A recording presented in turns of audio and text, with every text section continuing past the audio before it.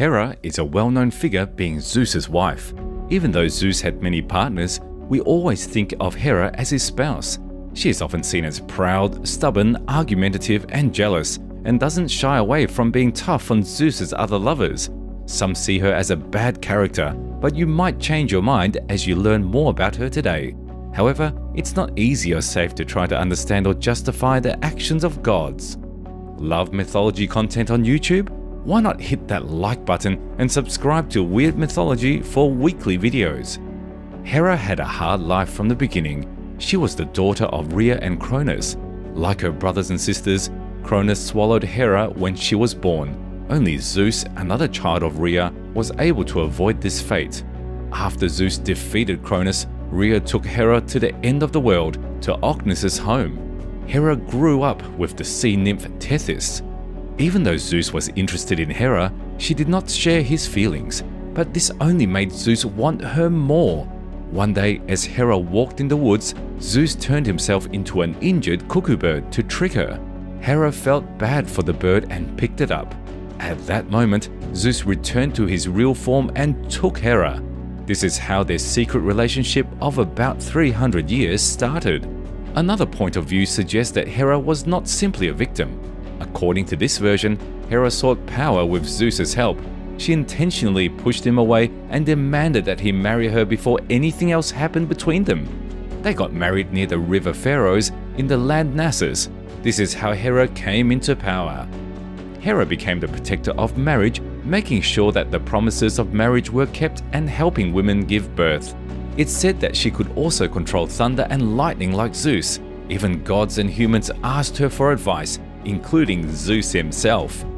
Hera was strong-willed and sometimes did things against Zeus's wishes or made fun of him. But don't judge her too quickly. Remember, she didn't want to marry Zeus, and he wasn't innocent either. Marriage didn't mean equality back then. There was a time when Hera led a big rebellion against Zeus. Even Poseidon, Apollo, and Athena joined her. They tried to tie up Zeus while he was asleep. The outcome might have been different if Thetis hadn't asked Briareus for help. The rebels were punished. Hera was tied between heaven and earth with heavy weights on her feet and then whipped by Zeus. After that, Hera started to act more carefully and quietly. Even though Hera was beautiful and everyone in Olympus agreed, Zeus still had other lovers. Zeus wasn't loyal to Hera despite her beauty. Hera was stunning, with violet-like eyes, delicate hands, and lovely curls. She had a sense of power and calm dignity. Dressed in splendid clothes, she sat on a golden throne beside Zeus, looking very beautiful. Every year, she regained her youth by bathing in the Canopy Spring. Yet Zeus couldn't resist other women, nymphs, goddesses, and even mortals. Hera's jealousy led to many myths. She was harsh on the women Zeus was with, causing them great trouble. For instance, when Leto, the mother of Apollo and Artemis, was about to give birth, Hera made sure no land would give her shelter. Leto finally found a place on the floating island of Delos. On top of that, Hera trapped Eileithyia, the goddess of childbirth, causing Leto to labor for 9 days. Hera was also harsh with Zeus's mortal lovers. She ruined Semele, another woman Zeus loved, and even made it so Zeus himself was responsible for her death. Then there was Lamia, daughter of Poseidon and Zeus's lover, who Hera transformed into a snake and took away her ability to sleep without removing her eyes. Even after all this, Zeus's affairs continued. When Hera found out about another mortal, Io, she wanted to catch them together. But Zeus turned Io into a white cow before Hera got there. Hera still figured it out and demanded the cow as a gift. Once she got the cow, she had it watched by the giant Argus, who had 100 eyes and never slept. Hermes freed Io by putting Argus to sleep, but Hera continued to trouble Io by sending glad flies to irritate her. Io only found peace in Egypt when she returned to her human form and had a son. Hera was even cruel to Callisto, a girl who Zeus tricked and didn't want anything to do with him. To hide his deeds, Zeus turned Callisto into a bear. After being hunted and killed by Artemis, Zeus placed Callisto in the sky as a constellation. Yet Hera found another way to torment her, forbidding Tethys and Okeanos to welcome Callisto. According to the Greeks, the Great Bear never dips below the horizon because of Hera's curse. Hera highly valued marriage and showed this is how she dealt with Zeus's affairs, even if her methods were harsh. Hera and Zeus, despite their differences, often found a way to compromise. Hera also took revenge on Zeus's children, not just his lovers. She even tried to harm Dionysus.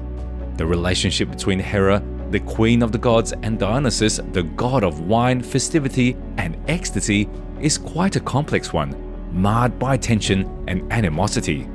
You see, Dionysus was born from a mortal woman named Semele, who was one of Zeus's many lovers.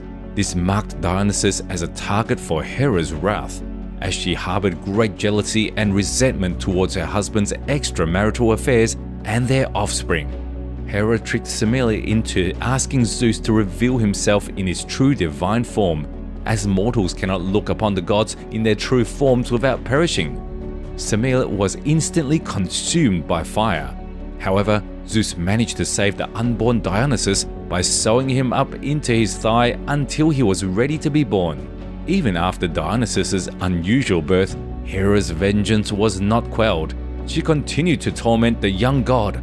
One of the ways she did this was by casting a spell of madness upon him, causing Dionysus to wander various parts of the world in the state of insanity.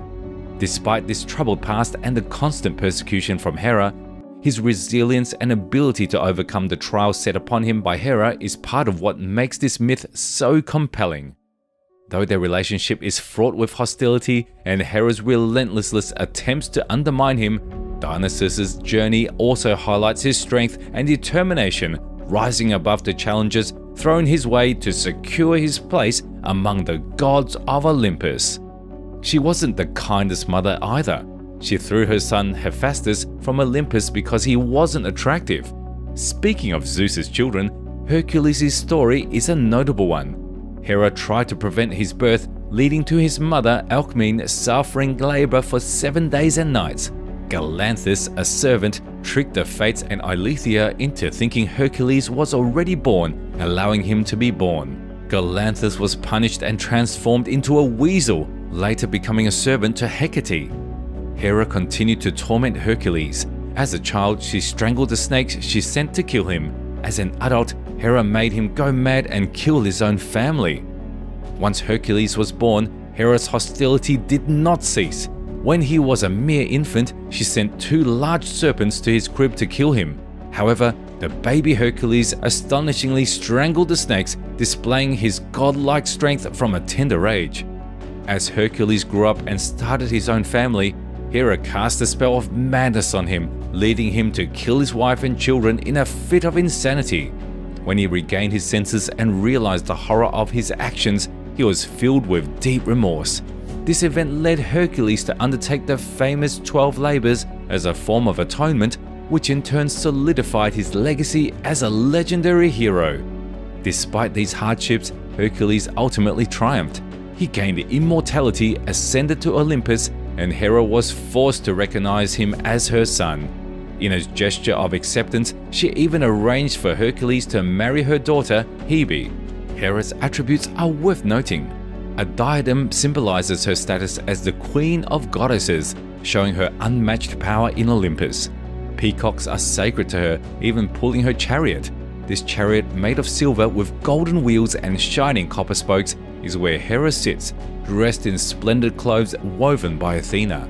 She also has a pomegranate, a symbol of fertility, and a scepter with a cuckoo tip. The ancient Greek sculptor Polykleitos created a statue for Hera that's considered the most typical ancient representation of her.